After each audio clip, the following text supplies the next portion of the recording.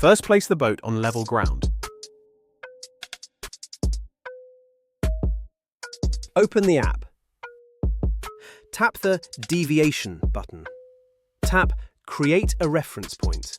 Tap Create a new correction group. A target icon will appear on the boat icon, indicating that the reference point has been successfully set. Before starting a mission, position the boat on the set reference point.